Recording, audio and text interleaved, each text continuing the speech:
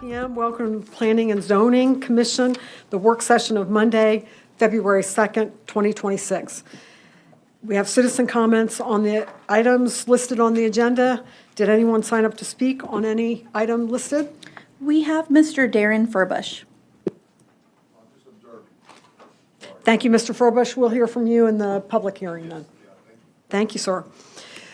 Before we get started on the agenda items, I did want to point out that in front of all of you, you have a wonderful description of our newest exceptional employee recipient, which is Kenneth Bloom. He received a wonderful recognition and appreciation by the city staff last week during work session.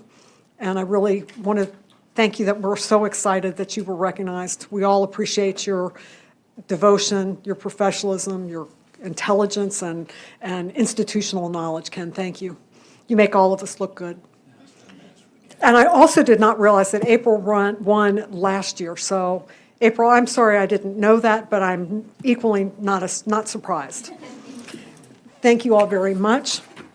Moving on then to the report on the City Council meeting decisions of January 14th and January 29th. Those votes are in your packet. Does anyone have any questions about any of the votes and the cases that were approved or disapproved in these last two meetings? No? So we will move on to the review of the public hearing items first. So we'll let you all get started with that. Okay, passed out to you, we have a slight change in the agenda. That item number 4, which was under consent agenda disapproval, can now be for approval. So for consent agenda approval now be the P&Z minutes and 2026-6-PL. I also want to point out that at the bottom of the agenda, items 17 and 19 actually go together, and I accidentally stuck item number 18. I was looking at the numbers. I accidentally stuck 18 in between 17 and 19. So just know that tonight probably take 17 and 19 together and then go back to 18. Okay. Be happy to answer any questions.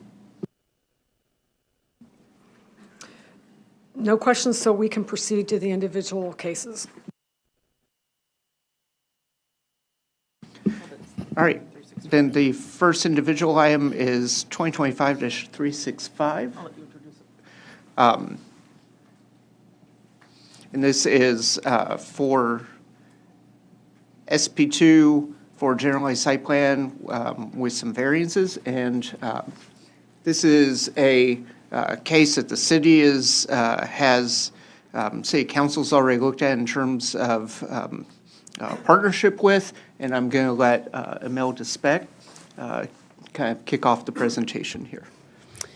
Good evening. Imelda Speck, I'm Senior Manager of Housing and Redevelopment. So the first part of this presentation, I'll give you some background on the associated development agreement that goes, or I should say subrecipient agreement that goes along with this zoning case. So this is at 3801 Pleasant Run here. You can see it's a remaining track to a multifamily project.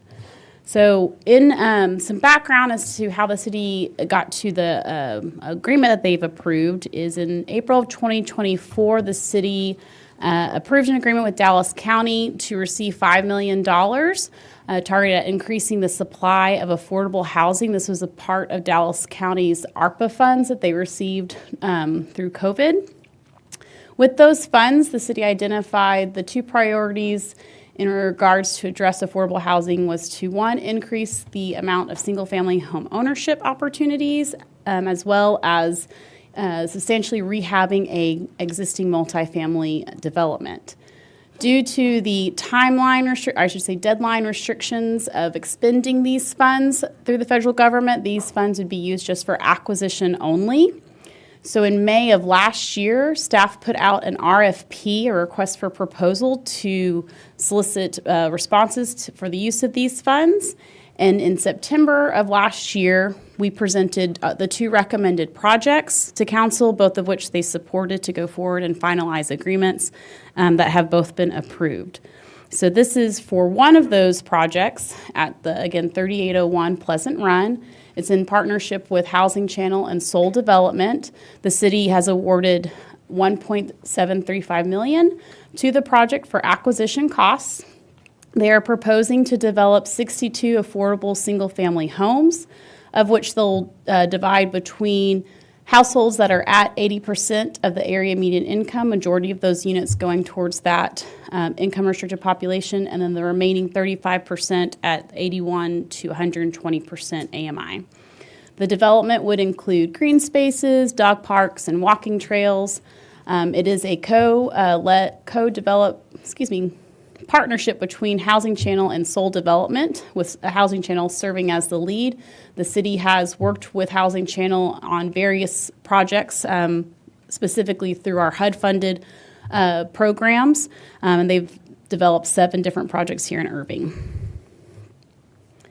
As part of the agreement, they have to acquire the property by August 31st of this year, again, in order to meet the funding deadlines of the ARPA funds. We have that they will construct a minimum of 50 single-family home ownership units. That was the goal that we put out with the RFP, but then capping it at that 17 units per acre to get them to the 62 of which they propose. This flexibility between the 50 and the 62 is just as once they get into the design phase and civil review, if any of the units have to be removed due to utilities or infrastructure, this gives them that flexibility without messing up the agreement. We'll also have deed restrictions through the agreement, so they will be, it's called an affordability period, so they'll be deed restricted for households at 120% of the area median income for up to 12 years. And then in order to ensure that affordability stays, if there was any if anyone sold their homes during those 12 years, we also put in resale restrictions. So if anyone were to sell the homes during the 12-year period, they would have to sell to another household at 120% AMI. And then we also capped the resale value to ensure that the affordability stayed with that unit. During the 12 years, there will also be a restriction on any third-party rentals of the property, so they will not be able to rent the property out, again, ensuring it's the principal home of the owner, and then ability to recapture any of the funding from the developer or for seller non-compliance. This is the proposed layout of the 62 units. So they will be home ownership, so it's a condoized regime, so that's they are keeping the multifamily zoning, but condoizing the units. So you'll see buildings with 3 to 4 attached single-family homes. Each of the units will have porches with landscaped streets, open green spaces, and some outdoor areas for the dog park and recreation. The next 2 slides just show the proposed elevations. So some of these are the single units, and then once they're attached, so a 2-story product made to look like 1 unit. And then here's a 3-pack on the left side that shows it's a 3-unit, but made to look like 1 home. And then here are the proposed elevations, so what it would look like once constructed, each of the units having a different elevation, so you can tell the difference between the units. And this is all included within the development agreement of what they have to deliver. So with that, I'm going to hand it off to Haley to go through the zoning case, and then I'll come back and give you a timeline. Alrighty. Thanks, Imelda. Haley Riddick with Planning. Like Kylie said, the existing zoning was SP2 for RMF2, and they're just going again to SP2 for RMF2, obviously for the variances for the updated 3.13 standards that happened late last year. This is their conceptual site plan, similar to what Imelda showed you. This is their landscape plan. And then these are their variances. So most of them have to do with landscaping, and I'll kind of read through a little bit with you. The first one, which I think a lot, kind of understanding that it's only 2-floor units that they're doing. So that minimum of 8 stories is one of the variances. The landscaping adjacent to buildings, usually, a 12-foot landscape area, and there's some trees that are required per square footage of those areas. So they're proposing to have, none provided for the buildings adjacent to the perimeter buffer and improve green spaces. So that a variance of 104 trees. Perimeter buffer, they're supposed to do 8 trees, but they're doing 20 large and 20 ornamental, so they're meeting that requirement. The landscape planting and open space, they're providing 11 trees, 9 large and 2 are ornamental, but they're still down about 10 trees, so they're closer to meeting the requirement, but not quite. For shrubs, we require 14 shrubs per first floor unit, and since all the units are going to be first floor, that would require them to have 440 shrubs. 858 shrubs, but they're going to provide 440, so about half. For required outdoor amenities, kind of what Imelda said earlier, they're going to do the walking, jogging trail, the playground with at least 3 pieces of equipment, the dog park. The only one that they're not that they're asking to be varied from is the swimming pool with a deck area. There we go. And kind of these are like the last ones. So the private outdoor space usually would require 120 square foot. They're wanting to do 75. Again, kind of you would get that with the porches. The covered parking, we usually do, if it's surface level, that half of it be covered, but they're requiring none or requesting for none of it to be covered. Bicycle storage, usually how it's rent is that we would provide bicycle rooms or lockers per how many buildings there are, how many units. So instead of having actual lockers or rooms, they're wanting to provide basically storage space in each unit to have the bike. And then finally, the amenities. So usually you would see this with traditional multifamily, so the clubhouse, the gym, business and remote work centers. Since this is more of a single-family kind of townhouse product, they're requesting to not have to have those. So this is mid-density residential, the future land use, since technically the base zoning is not changing, and it matches what the request is. They didn't have to do a future land use change. Surrounding zoning, up here is that existing multifamily, but there's actually multifamily to the south here, and here to the west, and then there is a school, I believe, to the east. These are the property owners that were notified.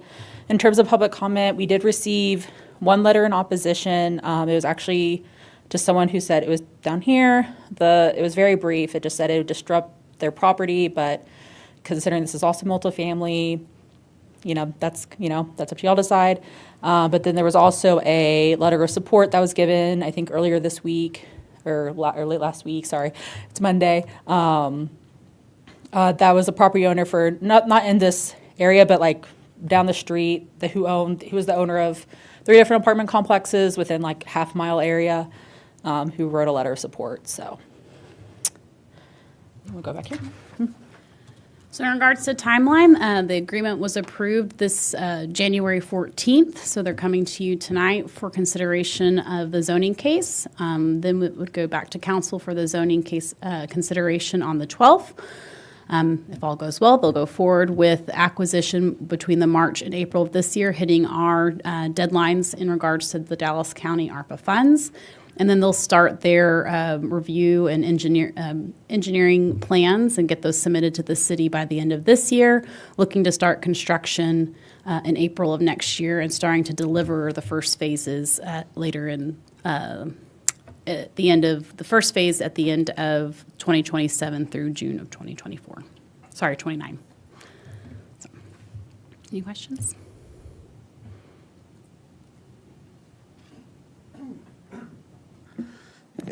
Just one question. The packet indicated that this was a multifamily project, condominium townhouses.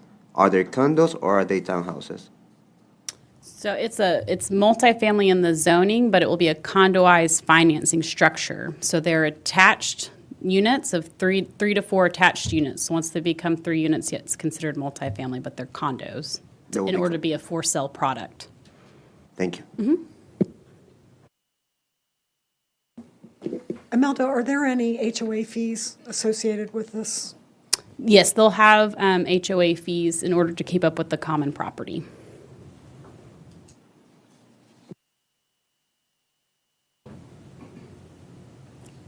Okay.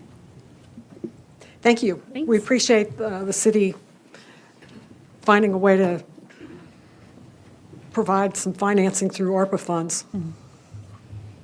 Okay, going on to the next case.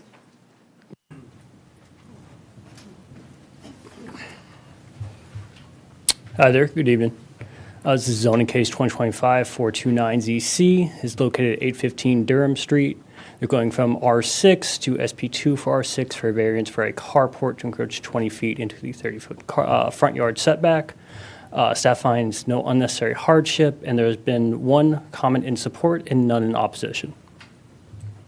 Here's an aerial view, future land use, zoning notification map, carport map showing the surrounding carports within about a quarter-mile area, their site plan, and then the subject property itself. To the west, just south of it, so in front of it if you're looking from the street, and then to the east, and then, yeah, a little bit of background on this one.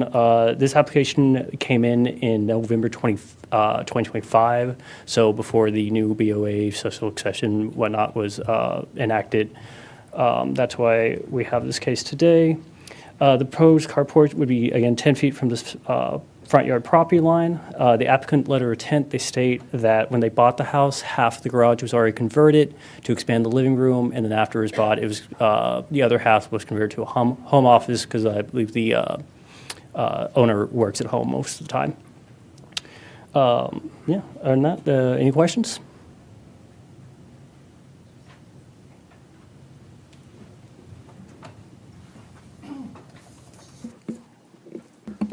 They're going to be 10 feet from the property line, correct? Yes, sir. Okay.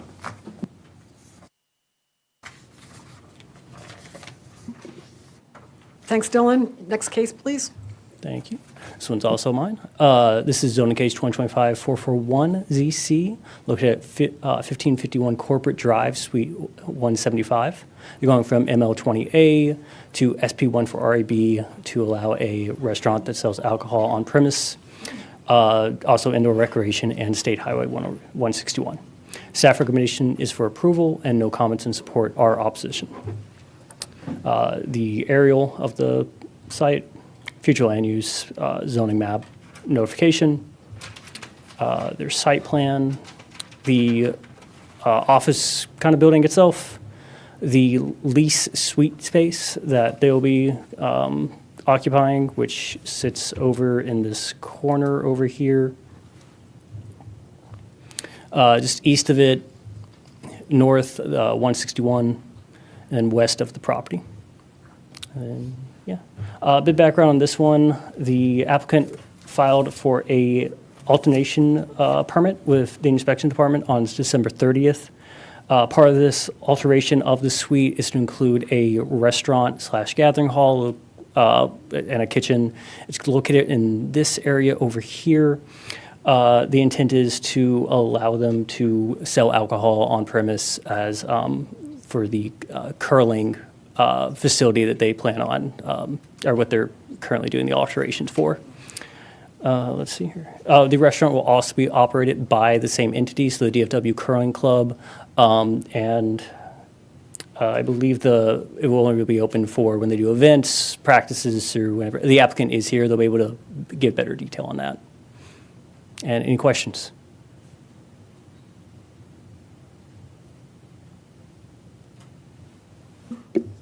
All right. Thanks. Seeing no questions, we'll go on to zoning case 442ZC, which is there's also a companion case for the CUP 443. So Gina, if you can present both together, that'd be great. Absolutely.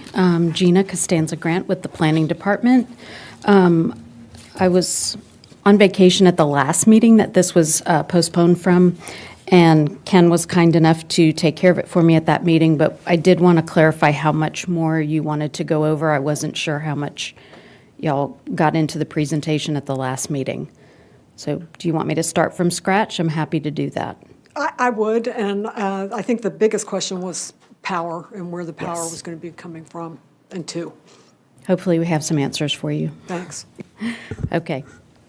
The first case, again, is 2025-442-ZC. It's located at 2701 East Grauweiler Road.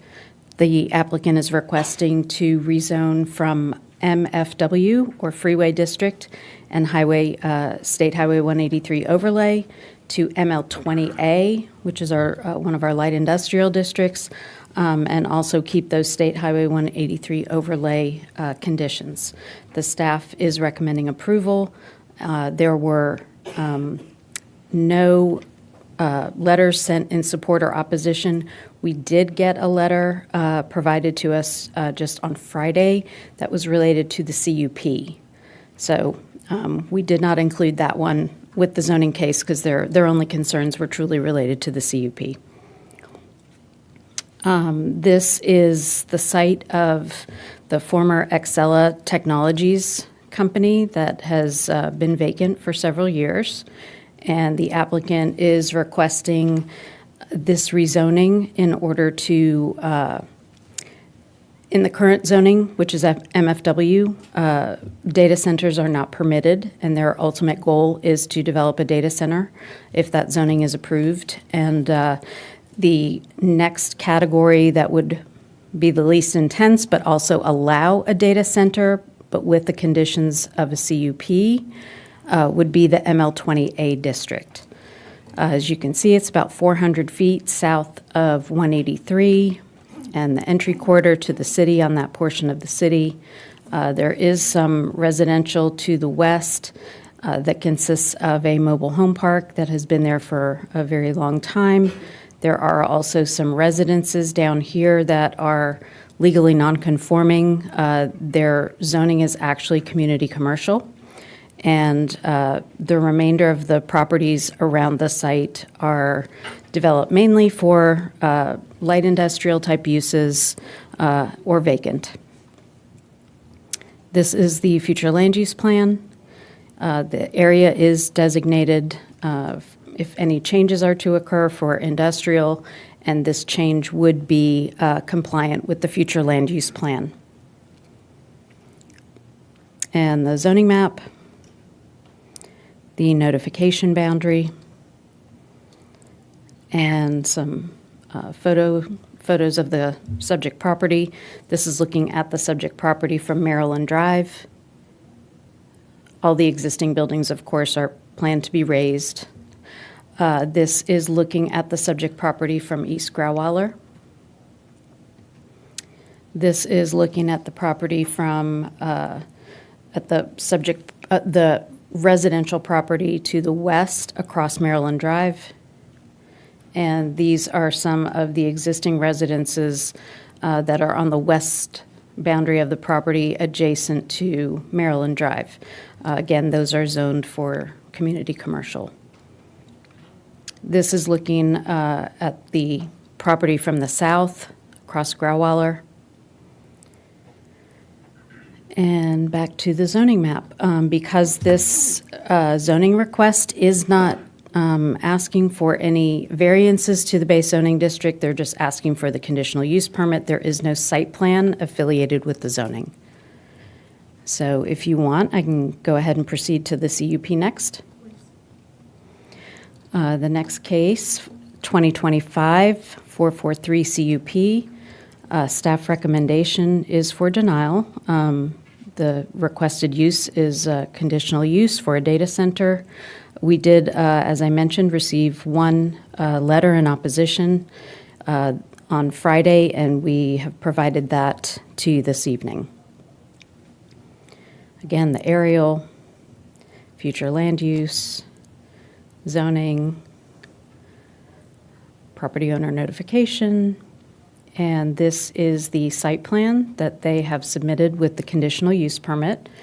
They are proposing these three main buildings that will house all the servers. They consist of approximately 128,000 square feet each. The area on the eastern portion of the property is proposed to be a power infrastructure area or possibly a substation to substantiate, kind of supplement their power from the existing power lines. And then the area on the southern portion of the property is proposed as a utility yard. The letter that we received, just so you know, is from the person who owns the property on the eastern boundary. I did have a lengthy conversation with them, so if you have any questions about anything they stated, I might be able to shed more light on it. We provided a map that shows, based on the 300-foot distance requirement from residential areas to any buildings that might be on the site. The blue shaded areas are where that boundary would be. So the only building proposed that it might affect is that southernmost one, and also the little corner of the utility yard on the southern side next to East Growleller. Based on some of the concerns that were provided by staff on the relative to the existing single-family uses, especially on the west side of Maryland, and the existing single-family homes on the east side of Maryland, the applicant did provide a landscape plan that they are willing to commit to as part of the conditional use permit. They're showing a variety of shade trees, ornamental grasses, and ornamental trees, evergreen hedges that would line the entire boundary of that side of the property to help shield the adjacent residential uses from what they would like to do here. In addition, we have the criteria for the identification of data center locations. Location proximity to Encore transmission lines, location and proximity to electrical substations, adjacency to DFW airport property, typically industrial warehouse, adjacency to other industrial warehouses, not near residential uses, generally not on highway frontages, especially if existing office buildings are serving as a buffer, and additional considerations that can be made on a site-by-site and case-by-case basis for the provision of water cooling.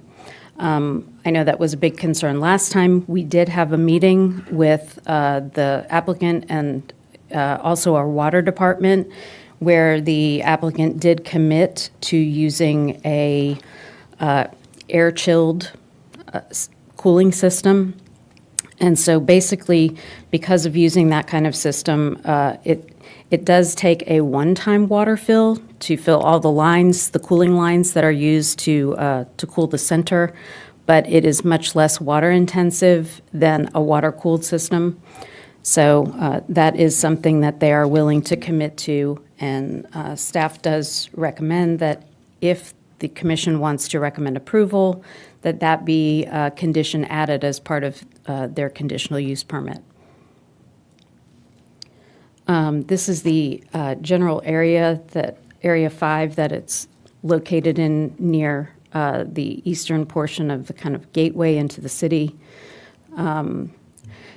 The criteria for proximity to the KW transmission lines, the two substations, one is to be expanded.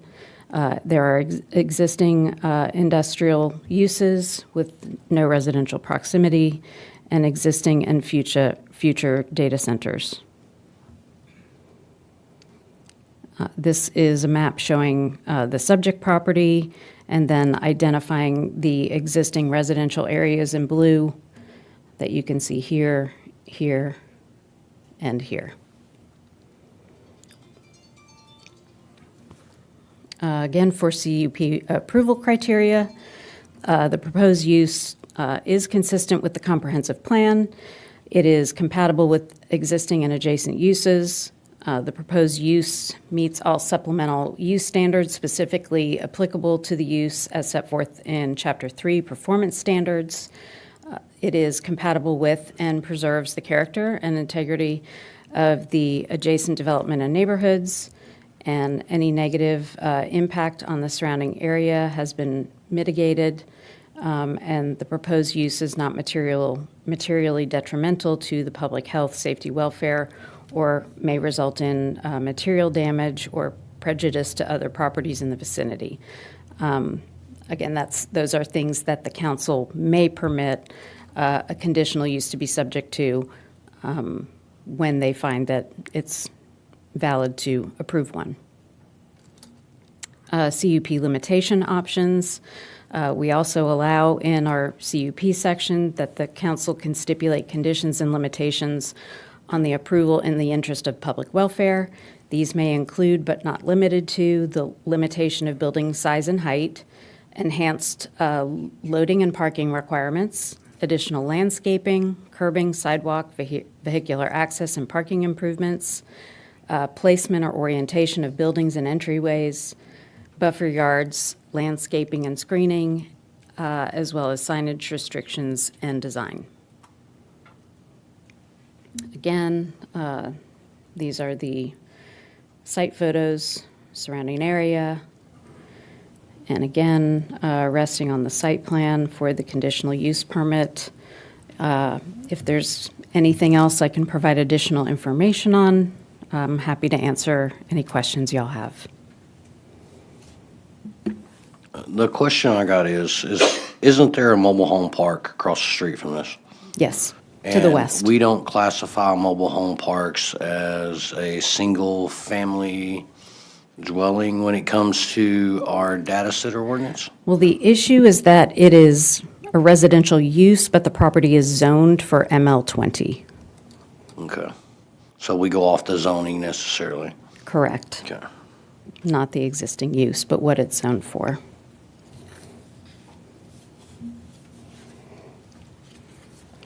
And just to elaborate a little bit on staff's recommendation, staff's recommendation for denial is based on consideration of the city's concerns expressed regarding data centers in the recent past.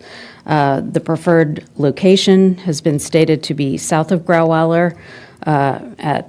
That identifies an area that's a little bit more intense for industrial, rather than along our State Highway 183 frontage, which also, again, serves as a primary eastern gateway into the city. It is just only 400 feet south of that. Additionally, the proposed route for the extension of the electric transmission lines to serve the site is likely to be along that southern State Highway 183 right-of-way, right across from the former stadium site that's proposed for redevelopment. So any new lines would likely be very visible from the highway at this location. The applicant has worked with staff to address many of the concerns and the effects on the city's water system, but nevertheless, because of the other conditions, the staff is not supportive of the request. Again, happy to answer any other questions. Is there any new data that might be able to guide us in regards to the energy consumption and its impact to a city by a data center? No. I mean, it's a moving target. I mean, we all read these articles and we know that there's no way to pin that down. We also can't control it. We can't control the routing of the transmission lines. When it came to this one, there were a couple different options, and we talked through those with the applicant, and so they know of our concerns about fronting on 183 versus maybe going down Grauweiler. But we as a city don't have any input into where those actually end up. But the overall energy consumption is such a larger discussion that addresses so many data center users. And that's why a lot of them are, this one's connecting to the grid, but a lot of them are actually connecting to their own gas sources and creating their own mini electric generating processes to be completely off-grid. Now, one of those properties mentioned where the power lines may go through was, I think, owned by TxDOT. It's a property that was acquired when 183 was expanded, and I believe TxDOT used it as a laydown yard. Now that 183 is done, they're probably putting it on the market. I know they've talked with the city about options, so it's currently owned by TxDOT. Probably one day it will be developed into something else. Thank you.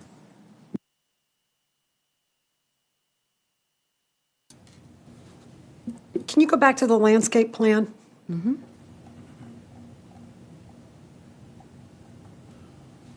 Okay, so nothing to the north and screening that empty part of the property between the developed proposed data centers and. Up here? Yeah, nothing there?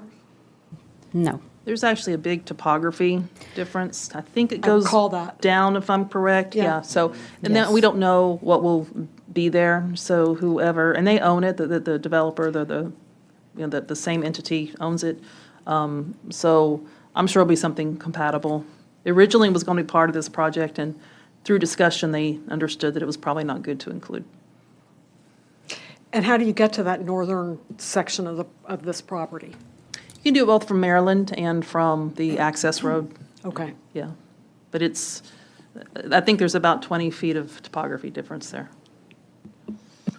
And the CUP, we can, if we so choose to make a motion to approve this, the CUP can require the water-cooled system that recycles the water in the building. Absolutely. Air-cooled. Air-cooled, thank you. Yes. So 2 questions. They can't take, was there discussions about possibly taking the transmission lines underground to hook onto the grid? Yeah, that's another thing that we can't, it's incredibly expensive, and that is not something that we have any jurisdiction I know or we don't have say over. jurisdiction, I just didn't know if there was discussions on that.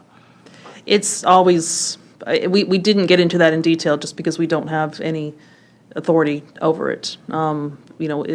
We'd love for it to be underground, but it's not something we can control. Due to the aesthetics in PUD 6 and everything else that you guys were talking about, is the option there for them to do a self-generated power system? They would have to have a gas, source of natural gas. So, I don't know if that would be a question for them in terms of the size of the property and if they're able to do something that gets them off the electric grid. Okay.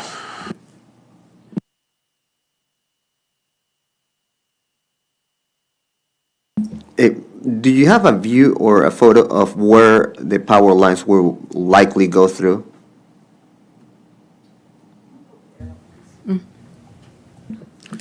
So this would be something else the applicant can talk to. When we asked them, when we were originally evaluating it, they said there's a couple different routes. One would be, because when she showed you a map earlier, in fact, go to the map that's got the, I guess it's the future land use. But there's the one that has that showed the, I'm trying to think of the substations. Anyway, so the substations are in the far southeast, so they're basically down at the river and 12. And so those are the main substations. So they have to pull up the transmission line up 12, and then do they come over on 183, or do they come over at Grauweiler? So those are the two, yeah, there you go, thanks, Gina. So you can kind of see down at the bottom left of this, there's a very large, where that's coming through is a very large substation. So they have to come off that substation and then come up and over to feed this site. So the two options that we were given was either come up and go over at 183 or come up and go over at Grauweiler. So those are the two routes that their consultant was looking at.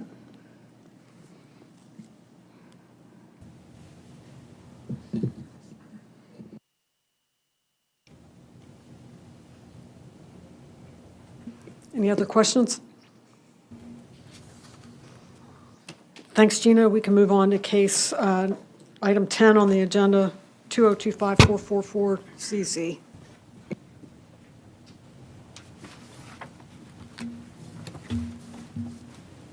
Dylan Harvey, presenting zoning case 2025-444ZC. It's located, It's located at 4201 North Beltline Road. They're proposing to go from CN, Neighborhood Commercial and State Highway 161 overlay, to SP2 for CN and State Highway 161 overlay with a variance to the required parking setback. Staff finding no unnecessary hardship, and there's been no comments in support or opposition. Here's a aerial view of the site, future land use, zoning map, notification, their site plan, and a red circle where the proposed variance is for. The site itself is currently undeveloped. The apartment buildings across North Beltline. The CVS just to the south that it shares a mutual access agreement with, and the north of property, which is pretty much just floodplain area. And then their site plan and their variance, a request to the 30-foot setback requirement. Some additional information about this case in this red circle here. These spots right around here are within that 30-foot setback. The regulation states that if there's no pavement besides sidewalk between the building face and the right-of-way, it could be a 20-foot setback for the building. But they are proposing a parking here, so we push it back to 30, and all these spots would be in that 30 feet. Let's see here. Additionally, the letter of intent received from the applicant, they state they need this parking here to have convenient and adequate parking. The property is located in the 161 overlay, which has a less strict parking requirements than our general parking requirements. If they're currently proposing a 11,600 foot square building, if it were to all be retail square footage space, we would require them to have 47 parking spaces. If it was a restaurant that didn't serve alcohol, that parking requirement would go up to 93. On this site plan, they're proposing 75 approximately if the variance is approved. Without the variance, and if they didn't have the 24 spots in the front right here, they could still have these 18 spots right here, and they'd have a total of 51 spots. Any questions?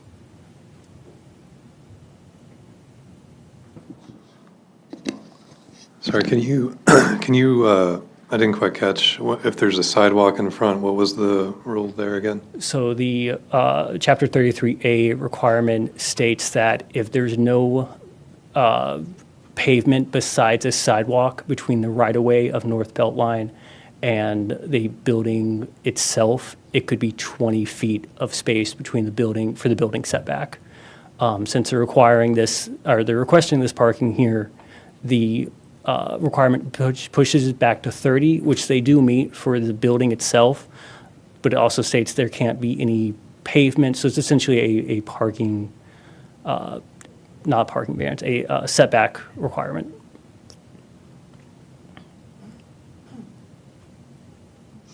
Isn't this pretty common along Beltline for the parking to come up closer to the road? Not quite sure. Ken or Jocelyn, do you have any insight onto that? I don't know. I haven't looked. I'm not sure when 33A came in. 33A is where it has some additional setbacks to provide buffers to some of the larger streets. So that's why it includes Beltline. So it doesn't apply everywhere. It just applies to some of our bigger streets in town. 33A came into effect, it was actually the city's original landscape ordinance. That's where, actually, now there's no landscaping in it, but, because we've replaced it. But the original landscape ordinance was in 1986. So anything built pre-1986 is going to be, probably right up to the property line in all likelihood. Anything after that would have to, built after 1986 would have to comply. And a lot of it does. I mean, there's been some variances through the years, but a lot of the new properties do comply with it. How will this variance differ to CVS current parking situation? It wouldn't affect it. Meaning, not affected, meaning like is it identical to CVS current parking situation? And there's this text bubble here, but it looks like either I believe they have an SP zoning. Check that. Yeah, SP2 zoning. Didn't quite look into this what their variance is for. It may be for it, but as you can see on this aerial here, it does look like their parking kind of does encroach that 30-foot there along the north belt line. But I believe like their letter of intent indicates that it's about the same or the same as CVS. So Yeah. they're not. Yes, I believe if the request was approved, then it would be about the same as the CVS. So this part, what they're requesting, it will match pretty much CVS what they have as parking as well. From the letter of intent, yes, that would be what we'd think it'd be. So it would be, based upon your map, it would be consistent with what's in the area as far as commercial? Based on the letter of content, or letter of intent, yes. Okay, thank you.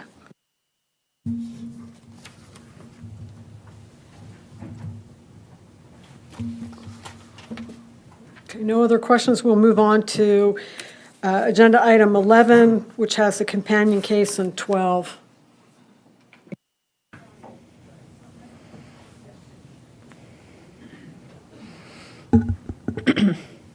Alrighty. I'm sorry, before she starts, just looked up the Walgreens, the CVS, whatever property, and it was approved with a parking setback of 15 feet. That was one of the variances for that one. We're good, yeah. Alrighty, so my next case is 2026-15CP. This is at 103 East Pioneer Drive. Currently, the future land use is business office. They're requesting to change it to traditional neighborhood. After staff review, we recommend approval. In terms of public comment, there was none in support or in opposition. So this is a subject property. Here's that future land use to that business office. To the south is transit-oriented development, and then to the west is that Main Street downtown. And here's the zoning, so CC. Property owners that were notified. And then, if it's okay, can I just go ahead into the zoning case? Perfect. So for the zoning, currently it is CC, so that community commercial, and they're wanting to change it to R6. After staff review, we recommend approval. Sorry, and the same for public comment. There was none in support or in opposition. And here's this. And I want to say for zoning, a lot of this, besides this one, is it's all single family, so R6. So it's a lot of residential and then kind of more industrial. And then industrial here, right here is the railroad property owners. And so the subject property, how this kind of came to be, initially was a plat application. They wanted to just split the lot straight down the middle here, sell it off the west part. And this is a single-family house. It's been that way for a very long time, but they've existed on one lot. Unfortunately, since the base zoning for the whole property is CC, and there's a carport here, and there's a, kind of behind this light pole, there's a window. So per CC standards, they couldn't meet the side yard setback without removing the carport. So they elected to change half of the zoning for half the property. So, and I'll show you. Here, I'll just skip ahead real quick. So they're not asking for any variances, so there's not a site plan, but they did provide this. So this is where the proposed property line would be. So if they're wanting to make this section R6 and then keep this side CC, if they do it R6 and the carport is outside 5 feet from the side yard, so that wouldn't be an issue. So they basically want to do R6 so they can keep the use, and also it would allow them to plat properly, and so they wouldn't have to do like a zoning case for CC. They could just do straight zoning, or like a site plan zoning for CC. My apologies. And I'll go back a little bit. So this is the west. So like I said, I was talking about that railroad, and this is the east. So this is kind of where the single family starts, and this is south. So across the street from them, those industrial uses. So that's all I got for you for this one. Is there any comments or questions? So basically, they're wanting to take one lot, divide it in half, keep one as residential and keep the others commercial. Correct. Yeah.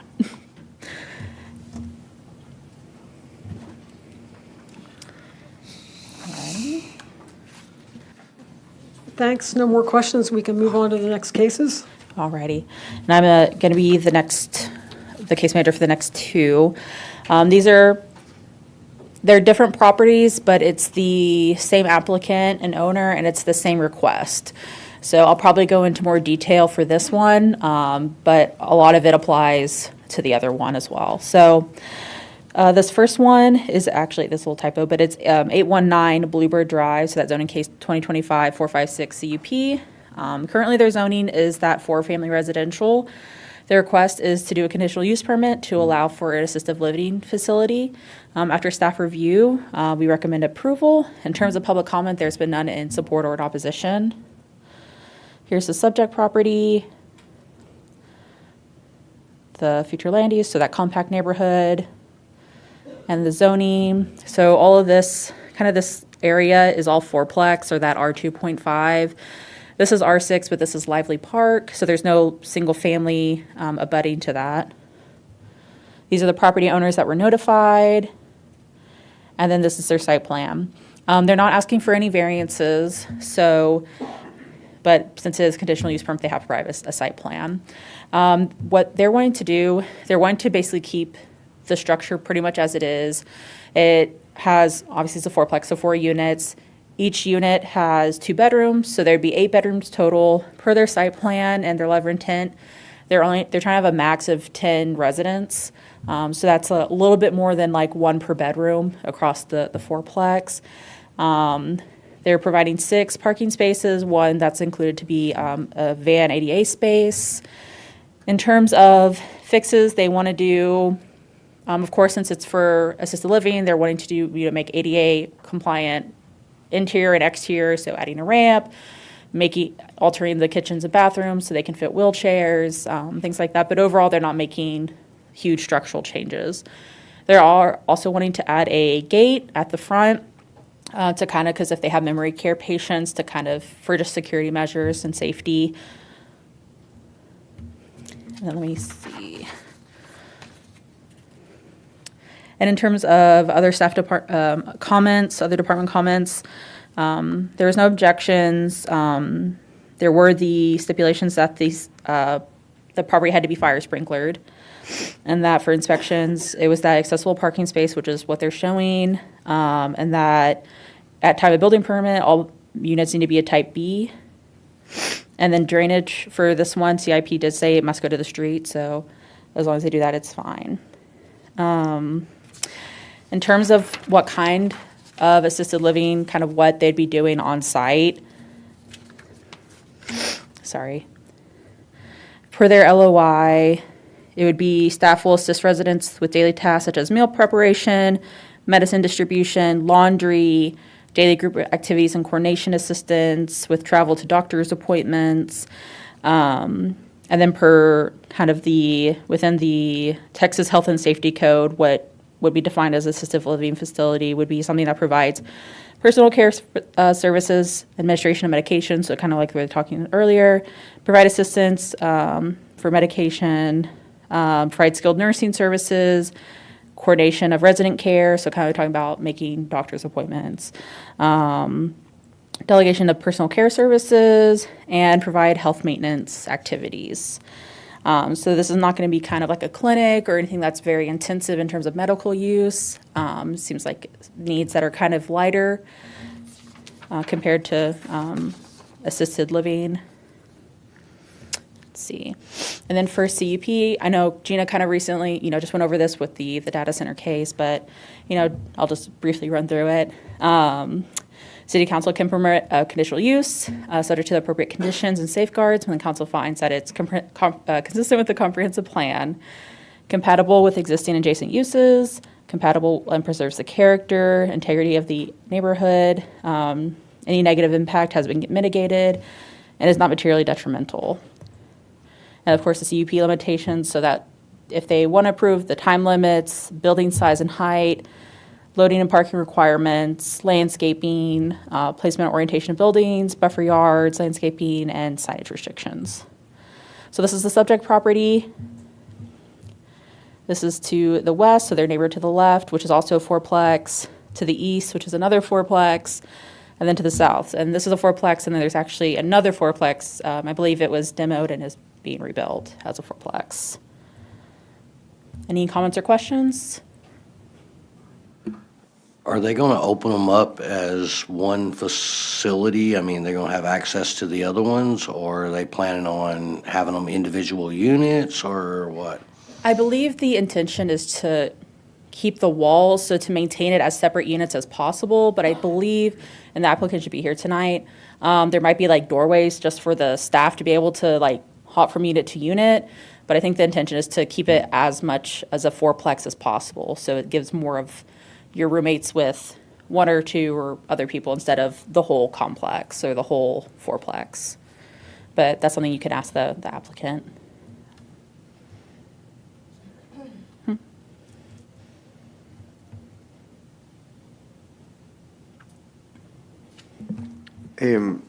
Will the CUP stay with the property or the owner? The CUP is a use allowance, so it stays with the property. So as long as nothing if there are any conditions in the CUP, any time limits, anything like that, will stick with the property no matter who owns it. So yeah, so they can do this and then sell it a year later, and someone else will stay. They could, but they have significant state licensing requirements as well that regulate these types of operations. So they own the whole building, and then they will rent these out to residents? Or That's does the what- resident buy their single unit? I believe it's by renting, Renting. not buying, yeah. I think what you find, since I've had many years of experience with assisted living homes with family members, one company owns it, and then you rent out your room. So in case you pass the next day, so it's very well regulated by the state too. How often do they require inspections for this to ensure that state? Annually. Inspections are annually unless a situation comes up or complaint or something, they may come in. And they are subject to, maybe you've had your annual inspection, 3 weeks later, they can surprise you and come right back in. So it's very well regulated. It just depends on how the owners, how well they take care of this. But even if you got appeal management, the individual that does appeals has to be licensed. It can't just be an employee. They got to be licensed like a nurse. They're not a nurse, but they have to be certified for medication distribution, and so. Licensed drug dealer. If we allow this to go through, is building inspections going to go through this thing and ensure that it meets the criteria for this type of development? I believe so. I mean, in terms of building permits, if it's going to be ADA compliant, there's those things, and then the type of housing it is, they would, and they're also planning on doing enhancements to it anyway, like I was mentioning earlier, so they would need a permit for that, and then per the state, they have certain regulations they need to make, so, yeah. I would, in terms of where it's controlled by the state, they have to get licensed by the state to open it up as an assisted living. So they come in, they do the inspection. I felt very comfortable. My mother was on one for 7 years here in Irving, so it was very well ran. So we have other places like this in Irving, and you're recommending an indefinite time period. Mm-hmm. And that's not unusual. I'm a draw center, if you guys. So the requirement for a conditional use permit we just recently defined residential assisted living so that we had a place for it. Until then, it was kind of in a no man's land. And then made the conditional use permit required for residential assisted living with the understanding that it still has the time limit of revocation if for some reason it needed to, be controlled in that way. So any of them we have out there today are not under the conditional use permit. They're operating maybe as boarding homes, they may just be operating under a state license. But this way, we have a process to at least have this review discussion and have the control that the conditional use permit gives us. So it's so new that we don't have a lot of history yet. Jocelyn? So, is there, is my mic on? Is there something that stops us from putting a limitation on this instead of just indefinitely? Yeah. And that's your prerogative, yours and council's prerogative, to discuss that. You'd have to think of what the benefit would be to that, to having them come back. Again, one of the benefits of the conditional use permit is even if you go indefinite, if for some reason there are code issues or if there are any other issues, then you still have that revocation option. It's not a full rezoning change. Jocelyn, the city of Irving doesn't have any, at this point, any guidelines or restrictions or rules governing assisted living homes? We didn't want to get into the state's territory. So and that's why we literally referred to the state chapter and the state definition of assisted living. We wanted to say where they were appropriate because they're a little bit different. They're not just residential, they're not just, group homes, that the medical component is a little bit different. So we just wanted to say where they might be okay and be able to have a discussion like what we're doing today and let the state take over from there. Okay. Jocelyn, can you, on that revocation, can you tell me how that would work or what the criteria and who's overseeing that?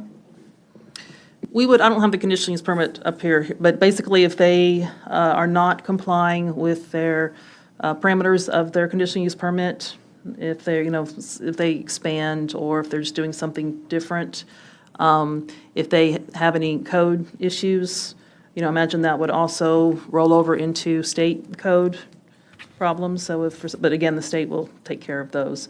But basically, if they're not complying with the approval conditions of their conditional use permit, then we would be able to do that. And it essentially is the same process as a rezoning. You go through the public hearing process, goes to Planning and Zoning Commission, the City Council for consideration. Once this gets built, how do you ensure that these are actually assisted living residents as opposed to anybody that's coming in to rent? Yeah, I mean, we wouldn't particularly, knock on their door and see. It's the approval, but then again, that's, again, a conditional use permit item. If it's not operating as an assisted living as defined, then that's in violation of their conditional use permit. I can tell you a pretty sure way you can tell the difference, the price. Because right now, a one-bedroom assisted living, which they provide the food and all that, in Irving, is between $5,000 and $7,000 a month, and insurance doesn't cover it. Okay, so someone's not going to want to rent in that area for anywhere near that. That's my opinion.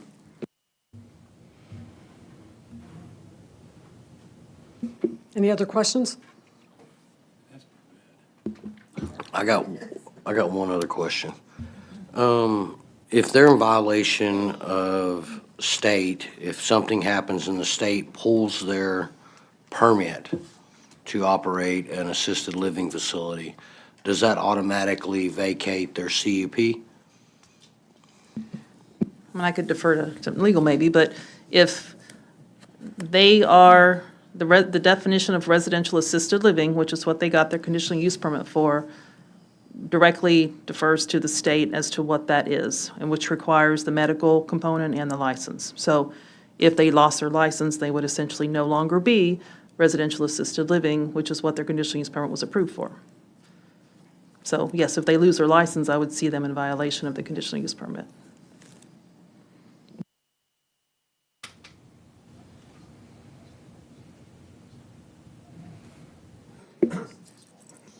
And do we have communication with the state on stuff like that? Do we know that, or how does that done by an honor system, or how's that done?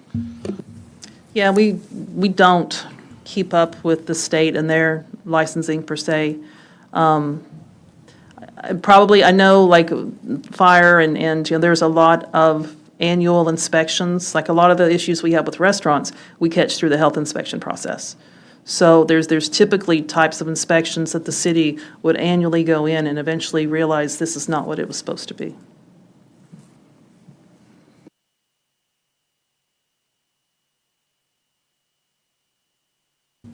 Okay, move on to the next case. Item number 15. Alrighty. So this is my last one. So it's kind of, like I said earlier, same use, same owner, applicant, just different location. They're kind of just around the corner from each other. So this is zoning case 2025-457 CUP. This is at 811 Redbird Drive. The zoning is that for family residential. Again, the request is the same for that assisted living facility. Staff recommendation is still for approval. Public comments is the same for this one, none in support or in opposition. So this is location, and then that Bluebird one, I believe it's one of these. So they're pretty close to each other. And same future land use, that compact neighborhood. The zoning's the same. It's besides this one is completely surrounded by fourplexes. Property owners that were notified, and then site plan, of course, since it's it just has a little bit different parking layout. Theirs is kind of in the rear, and there's like an alley compared to the other one was you'd kind of drive through on the side, and then it's in the back. So same everything, same letter of intent, same level of care. I didn't know, I don't want to, same CUP approval and limitation options. This is the subject property. This is to the east, so there's a school, but also another kind of fourplex. To the west or to the left of them is another, and then across the street is another fourplex. So is there, I know we had a kind of lengthy conversation for the previous one, so is there any other additional questions I could help out with or comments? Everything does look the same, but I don't know if I'm reading this correctly, but the owner. Or maybe the owner is different. Oh, it does. Oh, for some reason on mine it has it the same. So the applicant is the same, but not the owner. Okay, for some reason on my memos, my Is that apologies. correct? I don't know. I forgot my glasses. No. Yeah, 13 and 14. Well, I think it got mixed up a little. Kim, was this the one that got moved around or something? Or yeah, my memos are the same, but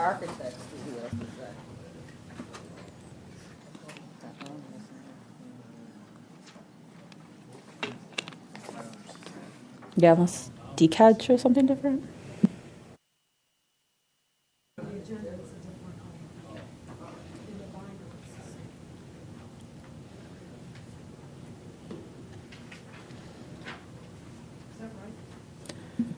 On the agenda, it's different owners, same applicants. Yeah, we're In the looking binder, into they're saying it's the same applicant but different and owner. Same applicant, Okay. Yeah, we're looking to it right now. yeah. Just to clarify, they are the same owner, correct? That's what we're looking at. Okay, okay.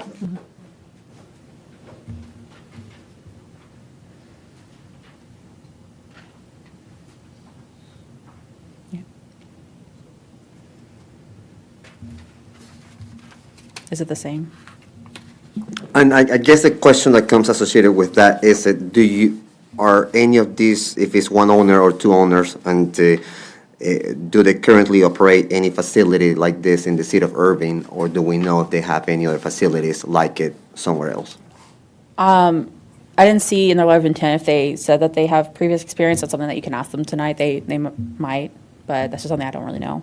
this moment. Thank you. But for some reason, if they're not the same owners, they do have owner authorization forms. We don't get it this far unless the owner has signed off on it. In my memo, it has it as the same, but I don't have my computer right now, so I can't check to see if DCAT shows something different for some reason, but I don't know if that was just a mistype on our agenda, on our written I packet or not. believe when I looked them up also on the MLS, I think it was different owners. I Okay. don't know. I looked it up very quick, so I don't know. After this, that's something I could clarify before the hearing starts if I need to. Okay. Okay, now moving on to agenda items 15.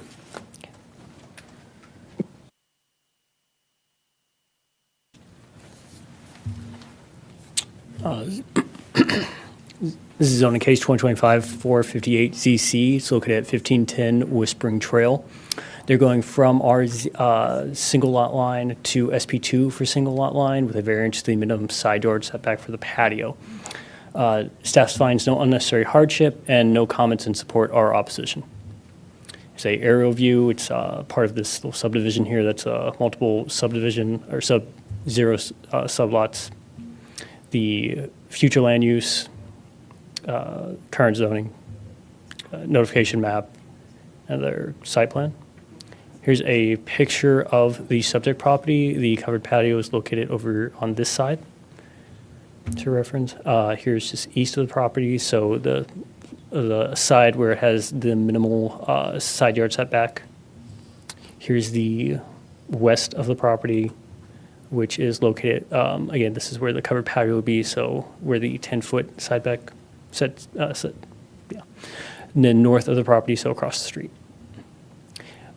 Here's a picture taken by code enforcement on November 20th, showing the current status of the covered patio.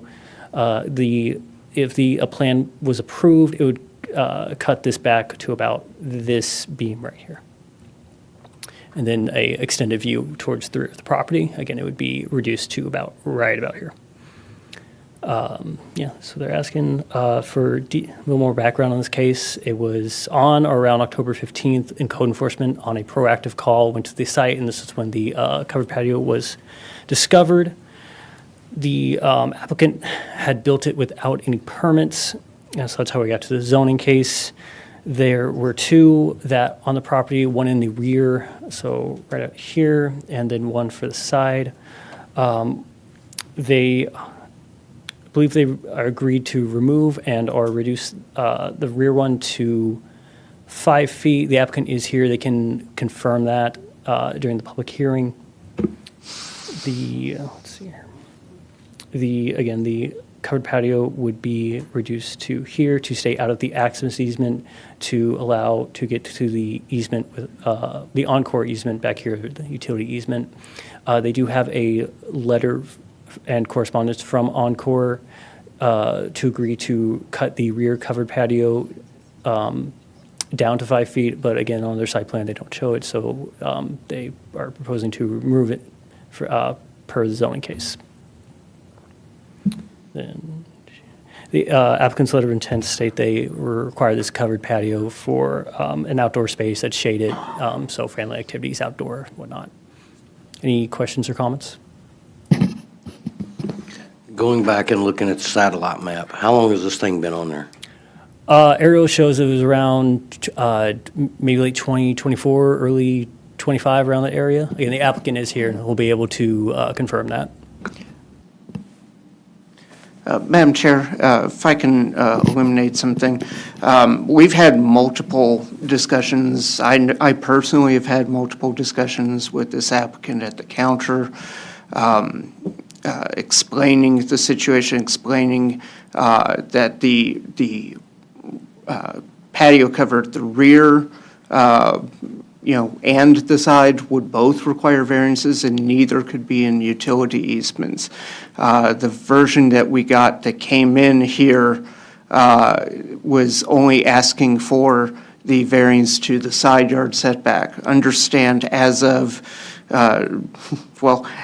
during this meeting, since this meeting started, that it appears the applicant wants to keep the have a 5-foot rear encroachment for their They did the same thing on the rear that they did on the side. They built it all the way to a property line, and they need to cut it back at minimum to 5 feet to get out of, in the rear, in that case, it's Encore utility easements. On the side, it's the access easement for the benefit of Lot 8 over here.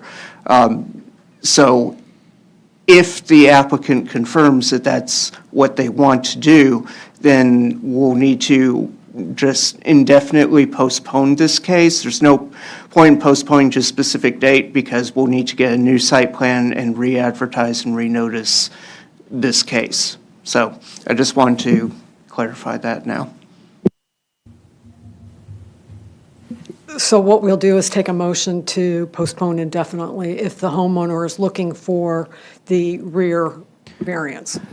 Correct. If they're going to remove the rear, because there would be a 10-foot setback is what's required on the rear. So any patio cover on the rear, if they wanted a 5-foot on the rear, it's just like on the side. They would need a variance for that, but that was not advertised, nor was it shown on the site plan, nor was in any of the materials that were subsequent to the submittal of the application. And just to clarify, for this 5-foot access maintenance easement where it's shown not to have a covered patio, I think we've had discussions in the past about approving certain things in easement areas, but with the knowledge that they might have to remove it if a utility needed access. Is this the situation where the city's position is like they cannot build anything in that 5-foot access maintenance easement? Correct. There's the situation on the side is an issue. That is an access maintenance easement for the property on Lot 8 adjacent. So if there's a covered patio there and they need to do, any sort of repair on that side of the house, foundation repair or anything, they physically can't, they're blocked. They cannot get to it. So that we can't allow that at all. Does the concrete have to go too, or just the covered patio? Concrete's fine. Okay, moving on. Next case, 476. Well, Gina's coming up, I want to clarify on the ownership question we had a minute ago. So on Thanks. one of the applications, they had put their LLC, the other one, they just put their name. So one has a name and the LLC, one of them just has their name, but it is the same applicant. Thanks. Gina? Next case, 2025-476-ZC, located at 5224 North O'Connor Boulevard, Suites 110 and 116. Applicant is requesting to rezone from Transit-Oriented Development District with an SP1 RAB, or a detailed site plan for a restaurant that has the sale of alcoholic beverages for on-premise consumption, to the same thing, basically, TOD with SP1 RAB. They are just simply asking for an expansion. Staff recommendation is approval. We did not get any letters in support or opposition. This is the aerial, the highlighted area in red, subject property on the land use map, zoning map, surrounding, property owner notification, and the site plan. You can see the existing suite right here for the Cork and Pig restaurant is looking to expand into the adjacent suite, which has the slanted hash marks. So they are just literally expanding their existing RAB. It's a couple thousand square feet. They have adequate parking spaces available from a shared parking agreement through that center, and they are not requesting any variances. Just looking at the site, I just did a quick slide across the street. They face the square with the Mustangs, and the staff is recommending approval. I'm happy to take any questions you might have.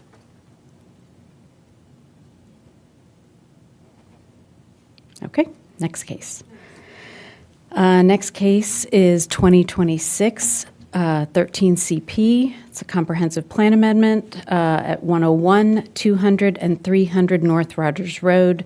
They are requesting to change the land use from regional commercial and local commercial to manufacturing warehouse. The staff recommendation is for denial.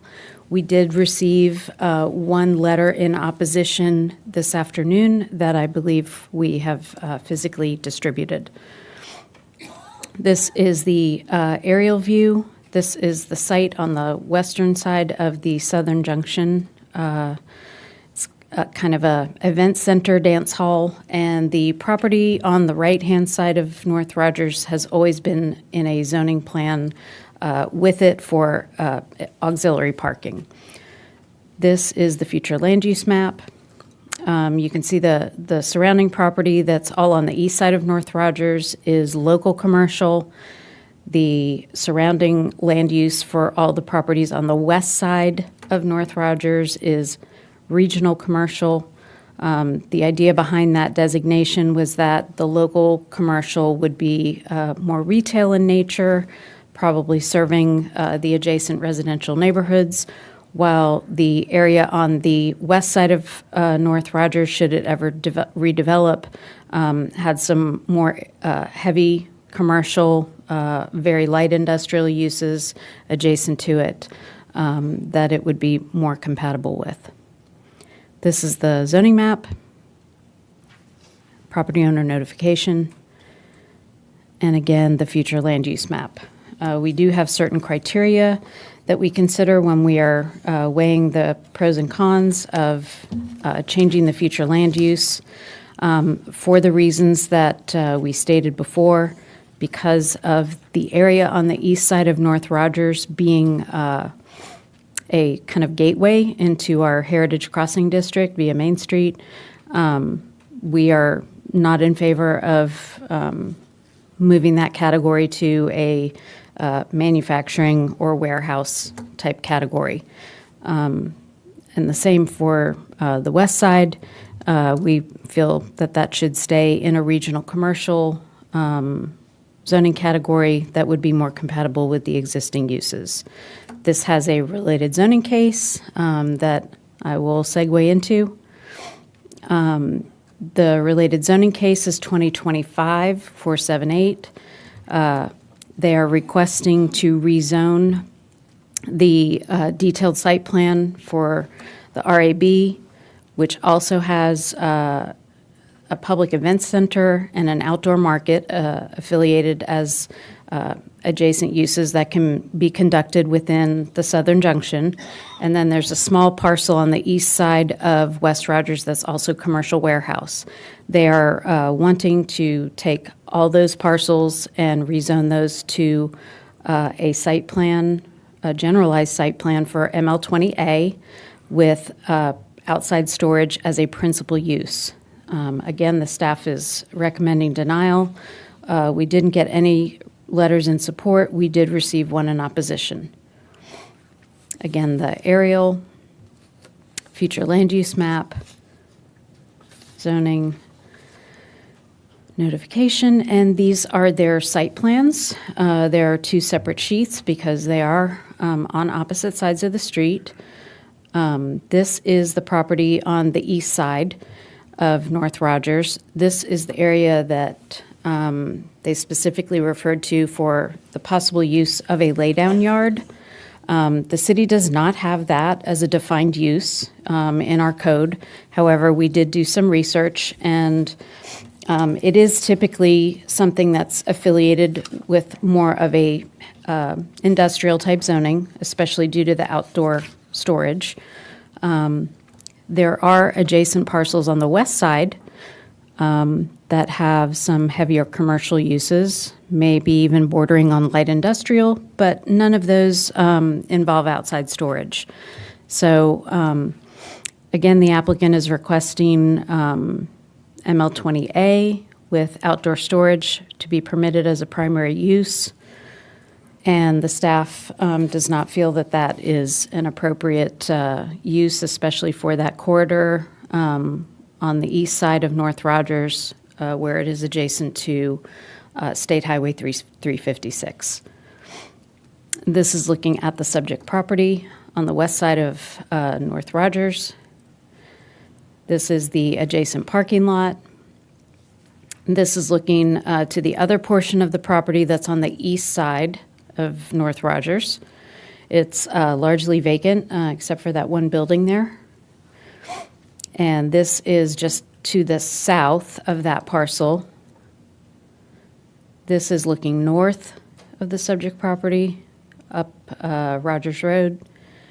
This is looking to the south of Southern Junction, adjacent to the railroad. Again, this is the site plan. The only condition they have is to allow ML20 uses with outside storage as a primary use, and I am happy to take any questions you have.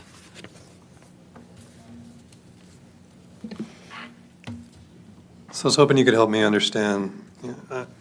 To me, this is kind of similar to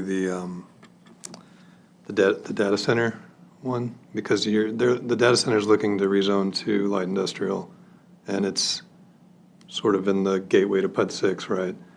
And this you're saying is the gateway to the Heritage District. So, and surrounding uses are maybe not all light industrial, but they're auto shops and things of that nature.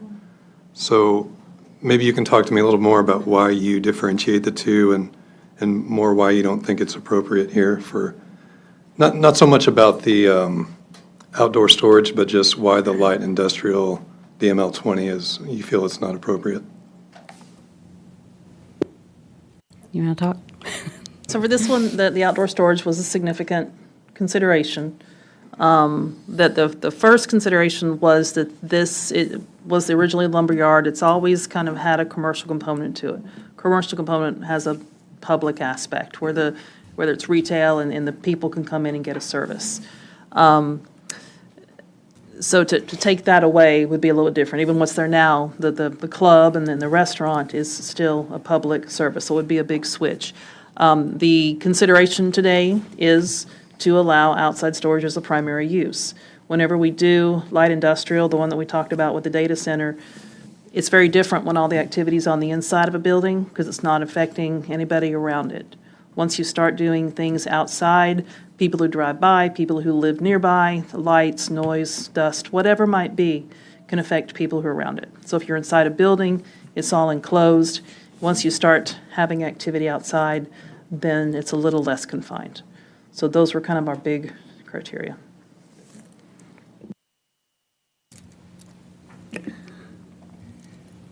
So, are there any hazardous materials involved on this? So what, I'm sorry? Any hazardous materials? Oh, hazardous materials. Oh, it's speculative. So when we've talked to them, they've talked to a lot of people for commercial uses, and that's why they're proposing this, is because a lot of people have been interested in doing some type of light industrial use here. But we don't know who the user is.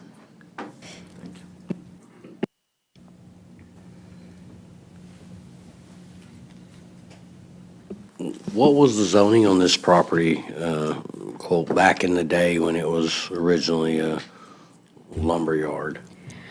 It's been zoned an SP2 for ML20, or it was for a long time before that.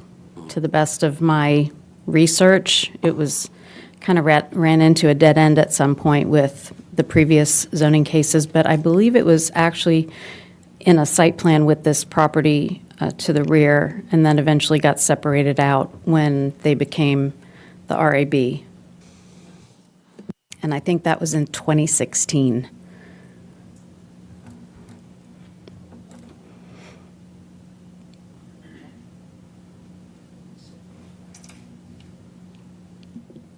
All set, everybody? Okay. This was one of my first zoning cases in the city, so I apologize. My memory's not going back the full 20 years at the moment.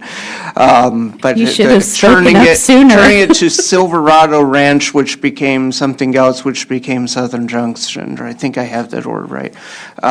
So I would have to go back to the 2005 case file and locate that to give you a definitive answer, so.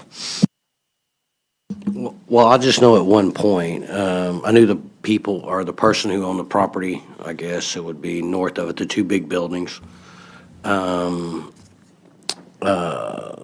This was a lumber yard at one time. It's been used for different things. Now, the property across the street, if I'm not mistaken, that was used by the electric company for training at one point or something like that. It had poles out there and everything else. They used it for training at one point. That property's just pretty much been the way it has, but that other one has, now, like you said, it's been Silverado Ranch or whatever it's called now. But Southern Junction, but at one point, it was utilized as an industrial property. The property across the street, as far as I know, has never been utilized as industrial property. And what was the reasoning for putting both properties in one planning and zoning case? They needed the parking. And that was supposed to be their Yeah, Southern secondary Junction did. parking. So they're wanting to change it to a ML20A and keep Southern Junction open? That's not No. my understanding, yeah. No, it would be to completely reuse the building, either for one user or a tenant space, whatever. They'll have to explain, again, they maybe not know, they may not know yet. It just depends on who's interested in the space. And then, I don't know if they have a user for the laydown yard or if they just want to keep their options open. They would have to answer that question for you. But But they're asking us to make a decision on the laydown yard portion of it now versus doing them separately so we can look at the gateway and everything else that's being done. yeah, the request is to allow outside storage as a primary use in addition Okay. to the ML20A. Thank you. And just so you know, it has been difficult. They've tried to rezone part of one half without the other, but because they're tied and the parking for the Southern Junction to continue operating is on the east side of the street, it's really difficult to pull them apart separately. So basically, they could rezone the eastern portion and then Southern Junction just wouldn't be able to operate within its CO for required parking.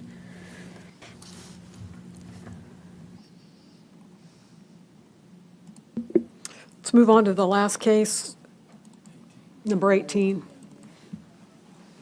which I think I'd like to move in front of this 17 and 19 and have the special fence plan come before 17, okay? So, yeah. This is a special fence plan case 2025-477S. They're requesting a fence and a reverse frontage lot to be 8 feet tall with a board-on-board fence within 15 feet along Lily Court. Their current zoning is SP2 for R6. Staff does not find this meets all conditions for a variance, and there's been no comments in support or opposition. Here's an aerial view of the property. So since the rear property, its neighbor fronts Lily Court, the front yard setback is extended into this side yard of the subject property. So instead of being the standard side yard for this R6 or SP2 for R6, it's extended to 15 feet. Here's the future land use map, surrounding zoning notification map, where the proposed fence would be.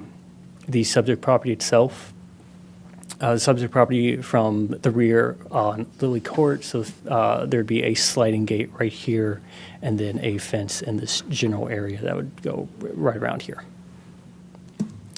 North of the subject property, so that front-facing property on Lily Court that helps to get where this situation we're in today. East of the subject property, so across from Lily Court. South on Waters Drive, and the west and the property to the west.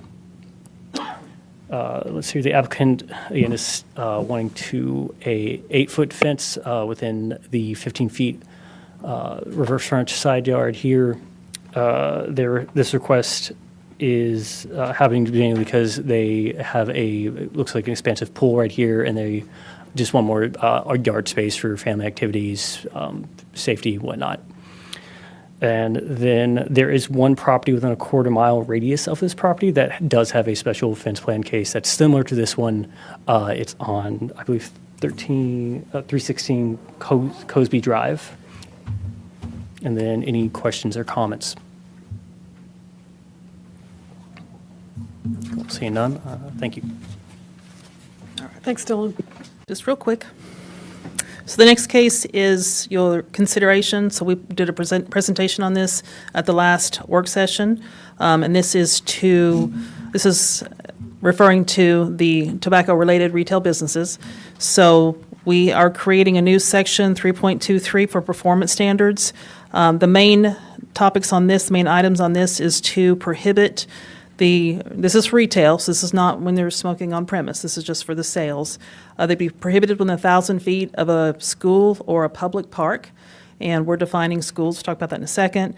Measurement would be property line to property line when they're on separate properties, or door to door if they're on the same property. We also are adding parameters for legal nonconforming existing businesses. So any of the businesses that are operating legally today will continue indefinitely until they choose to cease. So this does not affect this is for, again, this doesn't affect convenience stores. This is for people, businesses that are only, or 51% of their operation has tobacco-related products. So we are separately defining tobacco-related retail businesses from general retail. We're indicating that they are allowed in the CC Community Commercial District as long as they are not within 1,000 feet of a school or public park. So we're making changes to the non-residential land use code and the CC Community Commercial District. Here's a map.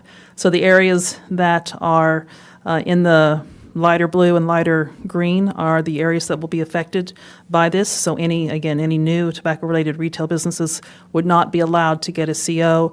The word prohibited means they can't even go through the zoning process to ask.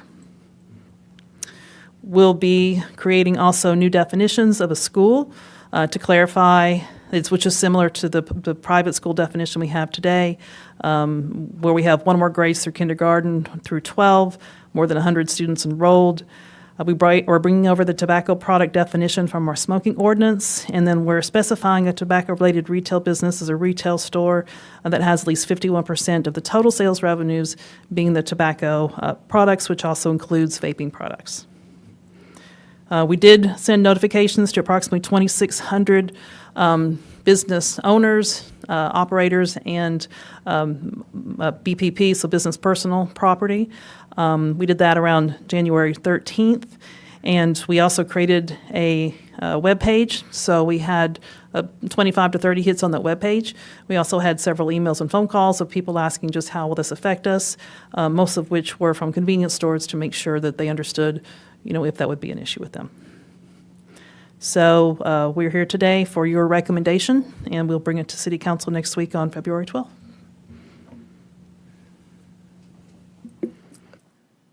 Coincidentally, this morning I read an article that the Fort Worth City Council is reviewing exactly this, although they included churches, daycare centers, universities, and hospitals. I don't want to mess with your fancy map there, but would there be any reason to look at some of those other types of businesses to include them in this ordinance? So we looked at churches. A lot of it is the legal nonconforming notification that the state gave us the last legislative session. It's extensive, so I don't know what kind of notifications they're doing. They said they're going to do full notification.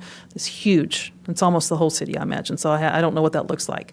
But we did look at churches, and the main areas of concern are where youths will be by themselves primarily, which are going to be the schools and the parks.